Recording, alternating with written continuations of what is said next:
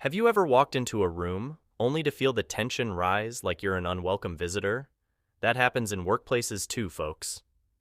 Welcome to Unreality Matrix. I'm Mac. And I'm Dog.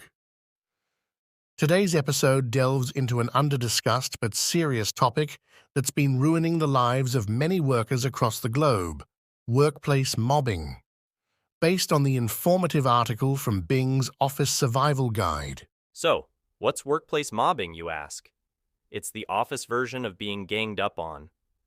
Lies might be spread, you may be excluded from engagements, your work sabotaged, or even be threatened.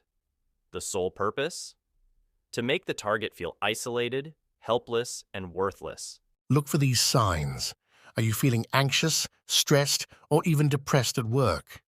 Are you seeing changes in your work performance, mood, or behavior? Maybe you're being left out of social events or meetings? Or are you being assigned tasks that seemingly attempt to undermine you? Then it might be that you're being mobbed. Now, remember folks, it could happen to anyone. Age, gender, role, it doesn't matter. It's not your fault. You don't deserve it, and you definitely don't have to suffer in silence. If you're facing this issue, you need to have a game plan. That's right, Mac. Firstly, document. Keep a record of each incident, from date and time to what exactly happened. This might come in handy later on if you decide to report the abuse. Let's share an insightful, true story from the article. Sarah's coworkers mocked her, they excluded her, spread rumors about her. These bullies made her develop anxiety and depression. But here's the twist. Sarah fought back, reached out to her manager who, to his credit, listened and put an end to her ordeal. Similar stories are repeated across workplaces. Jane, a talented graphic designer, was constantly on the receiving end of rude comments and career obstruction from jealous co-workers. Eventually, Jane decided enough was enough and found a new, more supportive workplace. And as harrowing as these scenarios are, some are even more intimidating. Tom, an IT specialist, was physically threatened by his colleagues.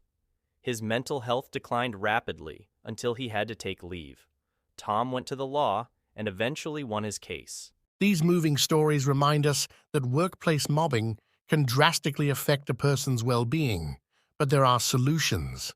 You could report it, you could seek emotional support from loved ones, or even consider legal action. In essence, everyone, workplace mobbing is a societal ill that's way too prevalent for comfort.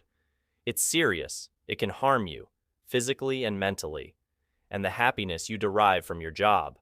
But remember, you can fight back, seek help, and most importantly, know that you're not alone in this. As we wrap up this discussion, we hope our episode has shed light on an often overlooked issue in the workplace. Feel free to share your own experiences or thoughts on our online platforms. Remember, it's the first step towards breaking the silence and making our workplaces safer. This is Mac. And Dog, signing off from Unreality Matrix.